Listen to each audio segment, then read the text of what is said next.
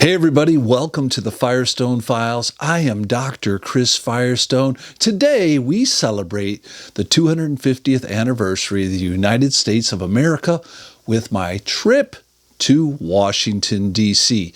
That's coming at you today on the Firestone Files.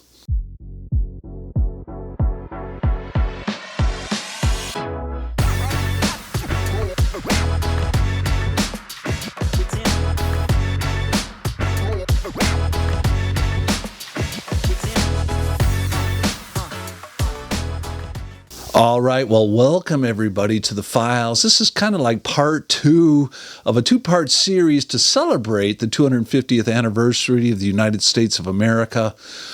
I took a trip with Champion Christian College in partnership with Judson University to Washington, D.C. a few weeks ago. And I've kind of strung some of that footage together for you. I had students from Champion, we had staff from Champion Christian College, and our goal was to go to D.C. and to see the Capitol building. That was our main goal.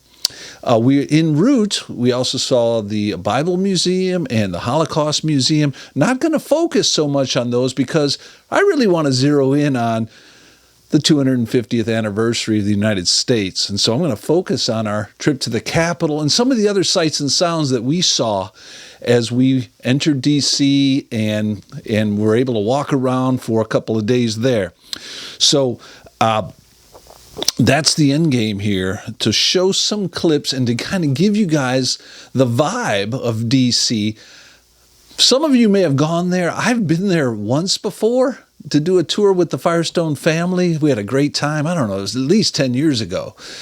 This time, I went with the new family here at Champion Christian College with the explicit intent to get a sense of our great republic and the United States of America and its various branches of government, focused on the end game of a opportunity to get a tour of the Capitol building with Congressman Bruce Westerman. That came up kind of late in the game, but he was gracious enough to set that up for us. So that's what we're going to do. I have a secret goal of also seeing the White House and the Supreme Court building, just to get a sense of all three branches of government. So that's what I'm going to try to do. Let me go ahead and just jump right in with you as we look at some of the video from our arrival with laying our first eyes on the Capitol building. Let's go ahead and roll that one. Right behind me, I don't know if you can see it back there, is the Capitol building that's coming at you tomorrow. 250th anniversary of our great nation coming up, and wow, what an amazing event. I get to be here at this time. It's awesome. Looking forward to the tour tomorrow. Hopefully I'll get you guys some footage. Take care. Love you. Bye. All right. Well, you can see when you pull up and you've got students and you've got staff and you first lay eyes on that Capitol building, oh my goodness, everyone goes quiet. Everything just kind of stands still for a moment as we realize just how good we have it in this great nation. I've traveled a lot around the world. I lived 4 years in Asia, in Hong Kong, and visited China, visited a variety of places in Asia while I was there. I've lived in Europe when I was doing my PhD. I've traveled throughout the Eastern Bloc countries when I've given lectures on philosophy of Immanuel Kant and other things. There is no other nation on this planet that compares with the kind of freedoms, the kind of opportunities that we have here in the United States. Hands down, best country in the world. Anyway, so we arrived in D.C. It took a long time to get there, a long bus ride.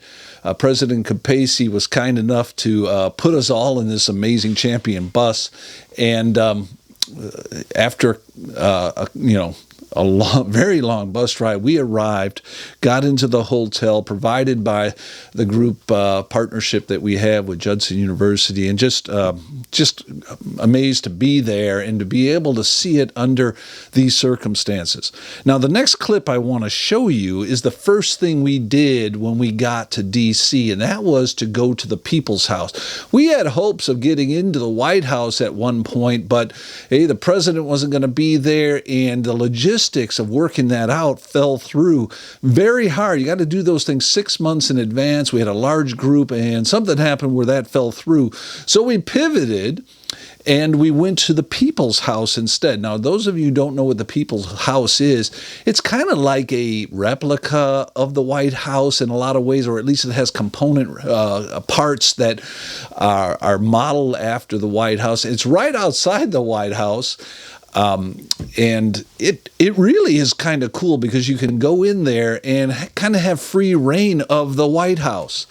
And so let's go ahead and roll my introduction to the People's House. All right, here we are on day 3 of our trip. We are headed to the People's House right next to the White House. Man, what a day it's going to be. I'm so excited to be able to see some of these places and to just experience the pageantry and the sort of depth and beauty of our great republic. Hey, we are in the People's House where they have replicas of all the rooms in the White House. This is really cool. They're not real big, but you can see there's the East Room right behind me. Down below here, the Vermeil Room. Up above, the Lincoln Bedroom, and lots of other rooms right on down the hallway here. You know, even though we can't get in, we can see what the White House is like here at the People's House. Super cool. Upstairs had a ton of stuff as well. I'm just trying to take it all in. Hey, look at this. Justice and equality.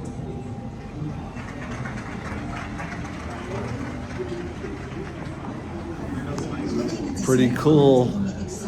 Not the White House, but a replica of it just across the street here. Everyone say hi. Record the Firestone Files from here. Just hanging out in the White House. All right, well, inside the People's House, we had, access to replicas of various components of the house, and hopefully you got a chance to see some of those in the last video collage that we put together there. Once I was in the Oval Office, I just started thinking about federalism, the separation of powers, the various aspects of what makes our government so great. Let me go ahead and roll some of my thoughts regarding those things while I'm sitting in the Oval Office in the People's House. Here we are in the Oval Office. Benjamin Franklin right behind me here. Started thinking about the separation of powers, how the legislative branch, they pass bills and create laws, and the executive branch, of course, enforces them. And the Supreme Court, really the judicial branch, judges, makes rulings on them. What an amazing idea, this separation of powers. All right, well, you can tell the whole place was coming alive because that replica in the People's House of the Oval Office is fascinating, fantastic, amazing. We spent a lot of time in there, people just walking around, looking at the pictures, looking at the paintings, looking at the Oval Office itself and the desk of the president. And I mean, if you looked at a picture of me sitting at the desk, maybe you can put one of those up there, Matthew. It looks like I was there. I've had people tell me, you were in the Oval Office? It's hard to tell the difference if you get the right angle. Just an amazing thing they've done there with the People's House. Highly recommend that you go there if you're going to Washington, D.C. Not only did history and the sort of significance of our government strike me at that moment, but also we were just having a lot of fun. Let's go ahead and roll my conversation with J.D. Vance at the desk in the Oval Office. Hello, J.D. Yeah, Firestone here. Yeah. Trump's in the White House? He's not in the White House. No, I'm sitting right here at his desk. He's in China, I understand. He asked me to take over. Yeah. Yeah, come on by. We'll do coffee. Talk about what needs to be done. Thanks. Well, after we had finished our time at the People's House, it was time to kind of make our way around the city. We had to do lunch, and then we had to sort of make our way eventually to the Capitol building, which was going to be an evening tour around 6 or 6:30 p.m. That's what we had set up with Congressman Westerman and his team. But in the meantime, after lunch, we had an opportunity to do what's called the National Mall, and we did a walk around there. First thing I wanted to do is see the White House, and so that is what we did. Beth and I walked around, and along with some other people. I think we ended up meeting with the president and with Jason Van Ness and a few other people from Champion along the way. But let's go ahead and roll some footage of one side of the White House, then the other side of the White House, and some of my thoughts on the executive branch, I guess. Hey everybody, Dr. Chris Firestone here, and we have made it to the White House. Oh, that's a freebie for you, the Washington Monument. Some kind of motorcade here, just outside the White House. We're checking it out.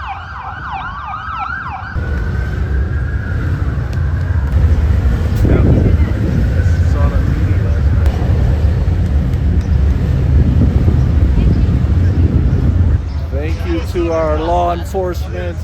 I think the police are here from all over the country. I remember seeing that last night. A bonus here in Washington, D.C. All right, here we are at the crazy side of the White House. We got protesters, and we got the building itself, and a lot of other people. I don't know how you can argue your case like this, but it is a freedom that a lot of people have died for. So, free speech all the way, yeah. All right, well, after we had seen the White House, we now, we'd seen the executive branch of power, the White House. We're looking forward to getting to the legislative branch, which is the Capitol building. But I was still hoping that perhaps we would see the Supreme Court. Well, we walked around for a while, and we made our way to various memorials beforehand. I didn't think I was going to see the Supreme Court, but those memorials, we had the Lincoln Memorial, we had the Jefferson Memorial, we had the Washington Memorial. I'm going to go ahead and roll some of that footage in sequence, just so you get a sense. Now, anybody who's been to D.C. knows that this place is not only just built up and just oozing with history from the early American period in the U.S. government, but it is also pretty big. And so we ended up walking. I think I walked over 10 miles that day just to get from site to site to site. It might have been, into the teens somewhere. It was I ended up having blisters on my feet at the end of the day. But well worth it. Highly recommended. You might want to throw one of those scooters in if you want to rent something to get from one thing to another so you don't end up with blisters. But anyway, let's go ahead and roll some of the footage from the various memorials, and hopefully you'll get a sense of all that's happening there in D.C. on the National Mall. What a legacy to American excellence here at the Washington Memorial, and right behind me, the Lincoln one. And of course we've got that reflection pool in the background. Let's get that cleaned up, looking good. I don't know about you guys, but I'm all in favor of investing a little bit of money to make this place look amazing. At the Lincoln Memorial, I held the Union together when it was most divided. We're living in a time that's divided as well. May we have the strength of Lincoln get through this thing. We made it to the Jefferson Memorial, another incredible building here, still under some construction and fixes. Beautiful view here. I'll give you one look at this. Nice. We had seen everything at this point, spent the whole afternoon walking from one place to another. And then we had to start making our way to the Capitol building. It's going to be a long walk. We're still going to have to do dinner at a pizzeria that we had set up in advance. But that was miles away, and we're going to have to make our way over there. En route, you won't believe it, but I bumped into the Supreme Court. Let's go ahead and roll that brief footage. All right, we are making our way to the Capitol building to get our tour of the legislative branch. But lo and behold, we stumbled into the judicial branch right here across the street. Oh my goodness. Man, what a place we live in here. This is amazing. Washington, D.C. just keeps giving. Loving it here on the Firestone Files. All right, well, we've done it. We've seen all three branches of government on one journey to D.C. Now it's time to arrive at the Capitol building. We got there, and I spent quite a bit of time out there as we were waiting for the congressman to show up to give us a tour. Ended up being, 30 minutes late, 40 minutes late. But in the meantime, I couldn't help but shoot some video contemplating some of the symbolism of this great place. So this is the U.S. Capitol building. Look at the majesty of this building behind me as I'm talking through and thinking through some of what makes the U.S. government such a historically significant and enduring legacy.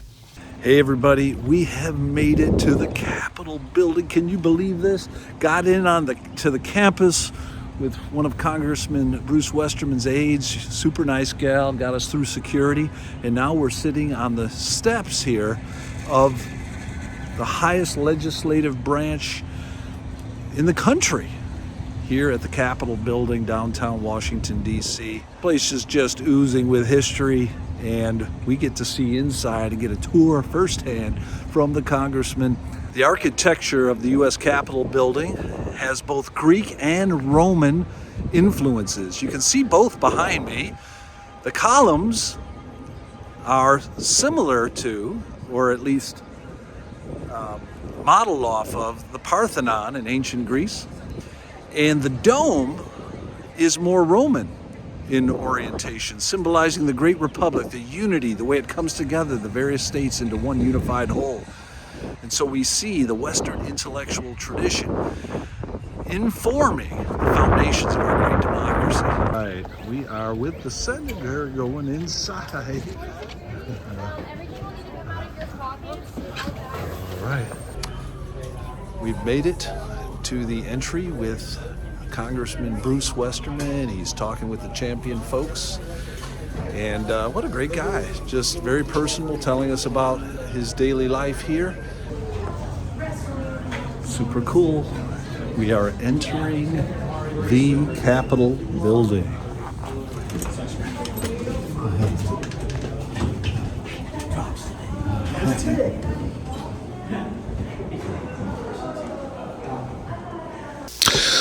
All right, well, once inside the Capitol building, the jaw just drops. What an amazing place it was to visit.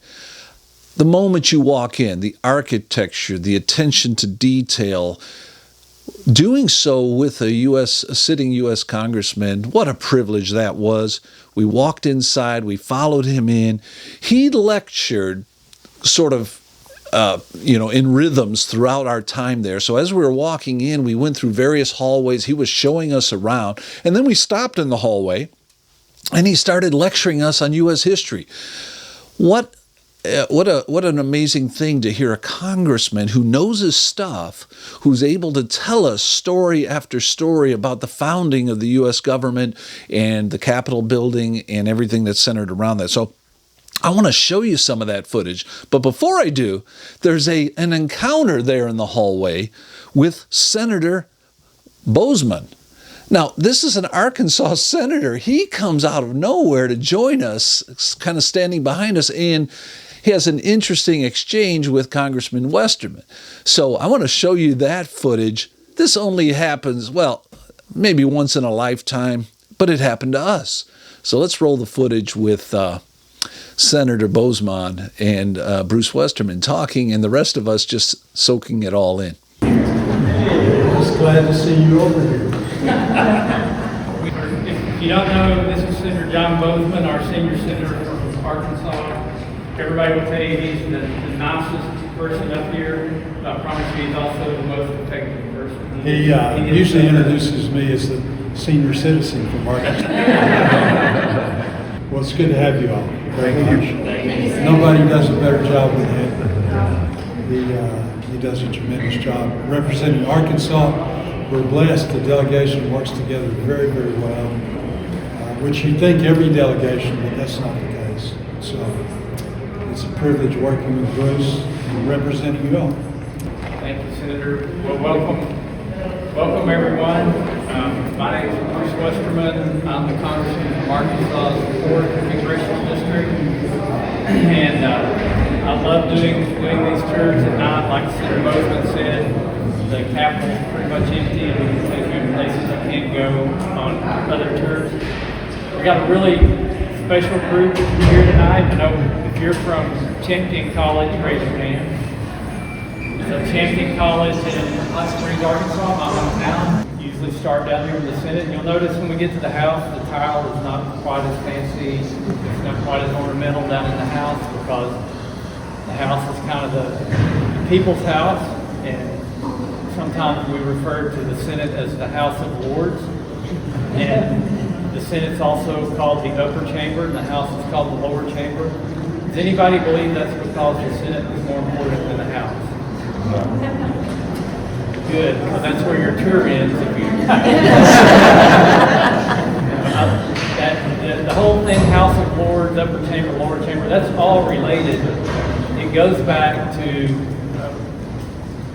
colonial time, pre-Revolutionary War, and in Virginia, at Williamsburg, the state house, which is still there, under the rule of Britain and King George, they had a colonial government that consisted of locally elected representatives, and they met on the first floor of the State House.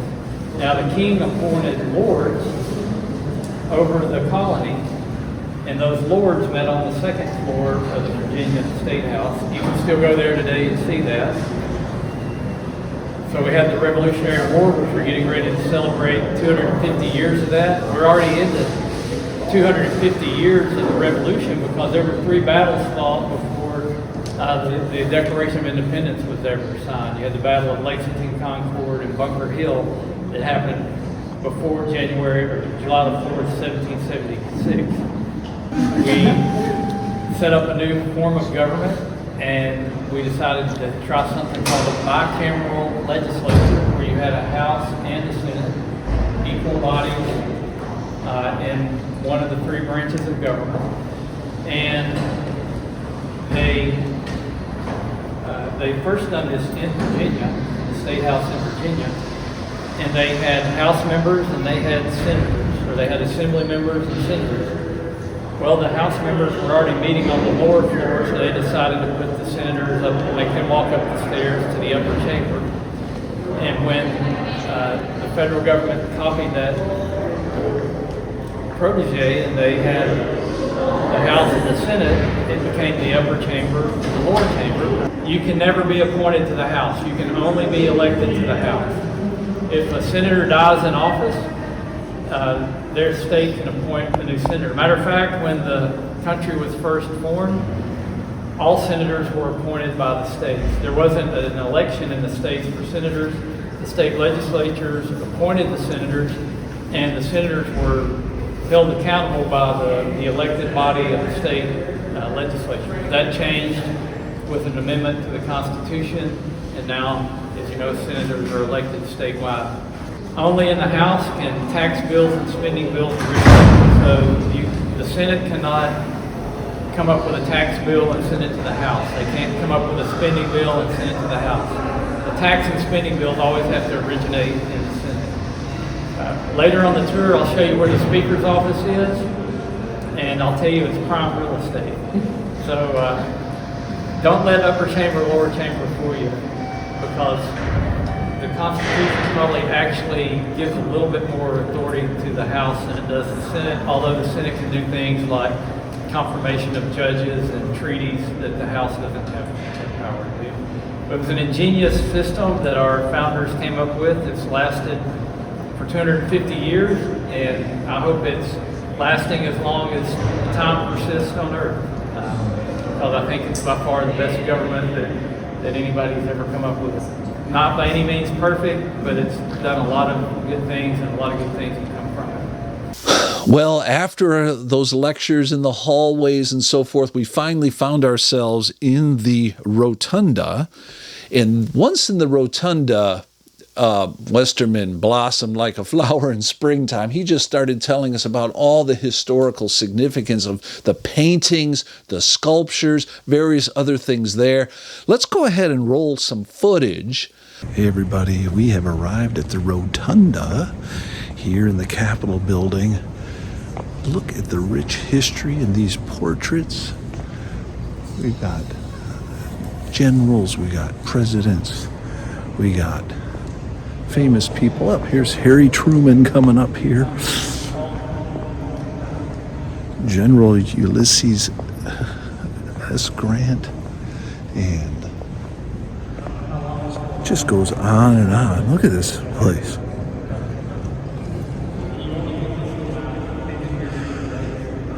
Oh my goodness. There's Abraham Lincoln.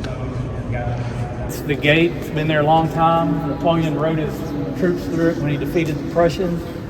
And the Berlin Wall was the symbol of the Cold War. And you know, nobody was going east out of West Berlin to get in East Berlin. People were coming out of East Berlin to go to West Berlin. President Reagan goes there. I'm a sophomore in college at this time, and he makes this famous speech. And he says, "Mr. Gorbachev, tear down this wall." And I got a whole other story about that, because I served in Congress with a guy that wrote the speech, and he had a whole interesting tidbit that I won't go into all those details. But I'll tell you, on November the 9th, 1989, I'm a senior in college now, and they tore the wall down. And when that wall came down, it wasn't long till the Soviet bloc broke up. So Ukraine, which used to be a Soviet state, is an independent country. All of those Eastern Bloc, or those Eastern European countries that used to be part of the Soviet bloc, that's when they split up. That's when really I think we got overconfident in the Western Hemisphere, because the communist influence moved out. And it wasn't long till communist China was back here, along with the Russians. And you've seen the problems we've had in Venezuela and other South American and Central American countries, and even in the Caribbean. So that's a cool story about Reagan. But if you look at his statue, see this little layer right here? That's the Berlin Wall that they crushed up in the statue. So they wrote the speech, the politicals wrote the speech, and the State Department saw it and went berserk. And they said he can't go there and say that, but they had already showed the speech to Reagan, and they knew if Reagan saw the speech, he would use that line. And the State Department was having a meltdown. Well, get this. After he gave the speech and it was successful, the State Department took credit for writing it. We're moving into the house balcony.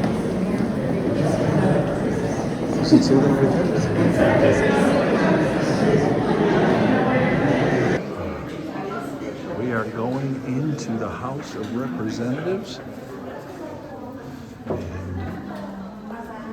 Yep, sit back. If you have a bag, you can put yourself in. Oh my goodness. Oh, we can't do that? Yes, we can.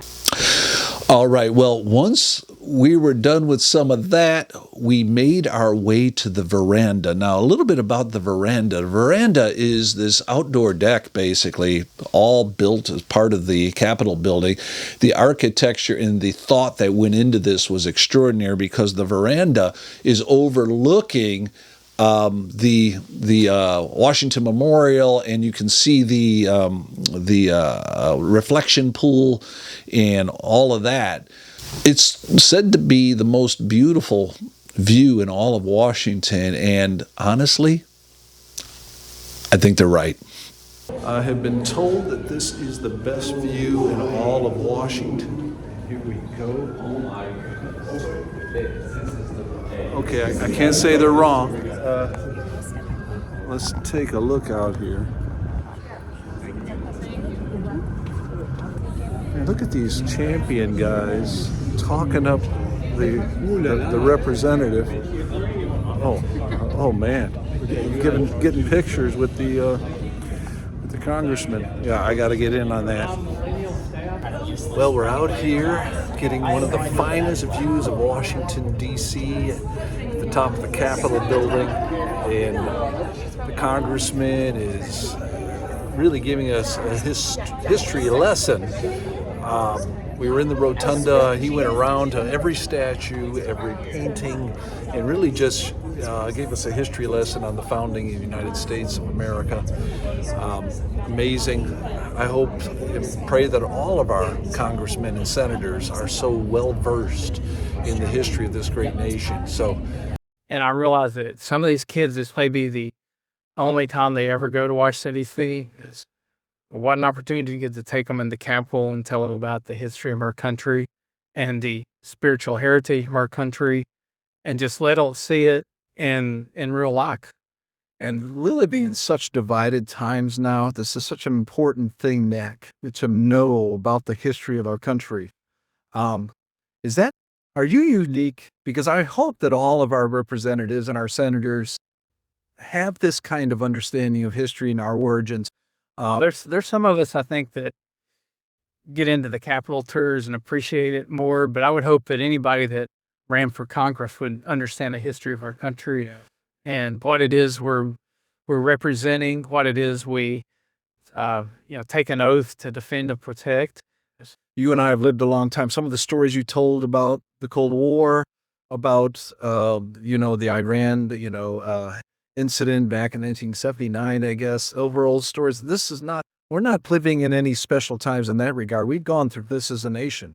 It's our time and it's our responsibility to make sure that we are good stewards of what we have and the blessings that we have, and that we leave this to the next generation to keep it going. Yeah, you mentioned 1776 and then 1976, the bicentennial. I was old enough to remember that as well. And here we are at the 250th anniversary. Getting what should we be thinking in 250 years now? I mean, what a blessing it is to have a nation, constitutional republic for that long.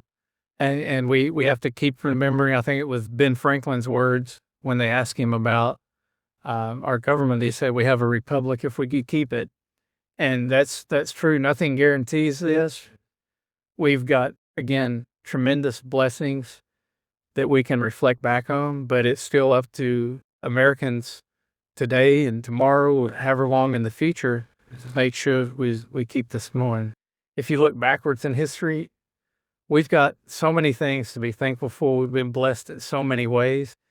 And I've got an unchosen obligation, I believe all Americans do, to uphold those values that allowed us to experience those blessings.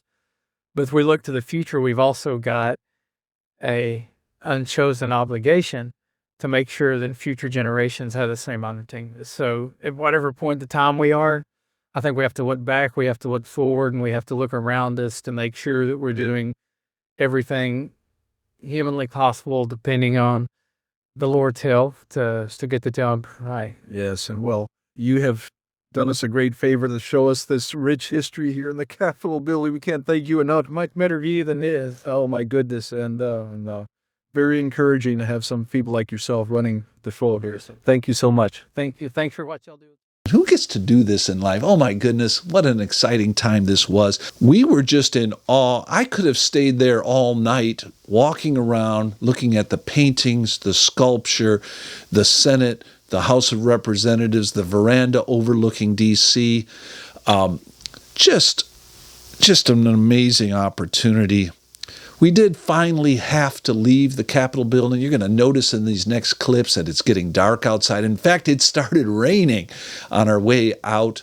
I was with the students and just having a great time reflecting on all that we had seen. All right, we are on our way out. Thank you, Congressman Bruce Westerman. Super appreciate it. Looks like we got some rain out there, going to get wet, but well worth it. No.